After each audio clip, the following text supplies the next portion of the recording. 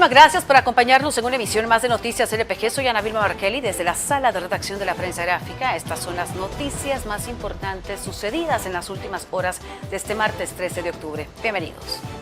Según el representante de la Asociación de Motoristas de El Salvador, Rodolfo Espinosa, 135 motoristas han muerto a causa del coronavirus y otros 475 han dado positivo desde que se reactivó el servicio del transporte colectivo.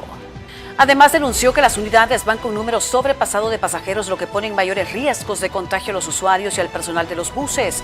Espinosa también lamentó que los motoristas del transporte público de pasajeros tampoco cuentan con un seguro social y tampoco cotizan una pensión para su vejez, pues si bien hay una legislación general sobre esto, no hay una ley especial que lo regule y exija que el empresario de transporte deba cumplir con esa medida.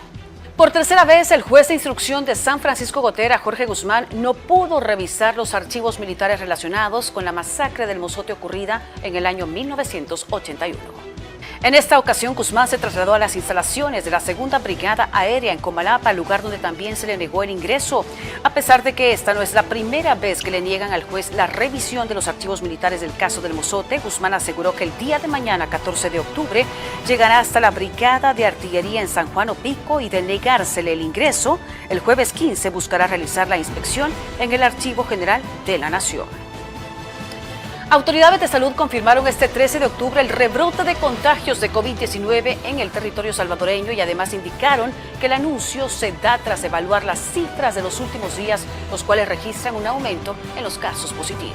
Hemos visto cómo en los diferentes municipios se está iniciando una actividad deportiva, pero no se cumplen los protocolos, no utilizan la mascarilla, no hay un lavado de manos con agua y con jabón, no existe un distanciamiento social y esto precipita y puede generar ese aumento de los casos. Otra parte importante es las diferentes actividades que se realizan como parte de recreación. El hecho de que volvamos a tener una nueva normalidad no implica que no se cumplan los protocolos de bioseguridad, no implica que disminuyamos o que relajemos las medidas. Ante esa situación llamamos a los diferentes sectores, en este caso al transporte público, como se comentaba, llamamos también al sector que se encuentra en las diferentes zonas del territorio, en las zonas turísticas del territorio, que debemos verificar ese cumplimiento de protocolos, que debemos intensificar las medidas necesarias.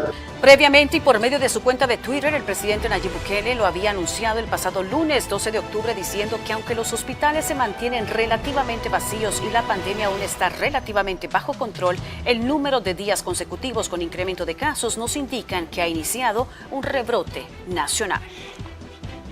Y la Sala de lo Constitucional de la Corte Suprema de Justicia ordenó al Ministerio de Hacienda que compruebe la falta de ingresos entre los meses de abril y septiembre recién pasados, hecho que supuestamente causó el impago salarial a personal de la Asamblea Legislativa. Esto se da luego de que un grupo de empleados del Parlamento interpusieron un amparo ante la sala donde mencionaron que el presidente Bukele y el ministro de Hacienda, Alejandro Zelaya, violaron sus derechos al trabajo y a obtener un salario de manera oportuna y periódica. El Ministerio de Hacienda retuvo el salario a empleados del órgano judicial y legislativo el pasado mes de septiembre y a pesar de que el salario de los empleados judiciales fue atrasado, el pago se realizó antes que a los del órgano legislativo. Fue un gusto haberles acompañado en una emisión más de Noticias LPG. Por favor, guarde todas las medidas que sean necesarias para evitar así más contagios de COVID-19. Soy Ana Vilma Markelly y regreso mañana para compartirles más información.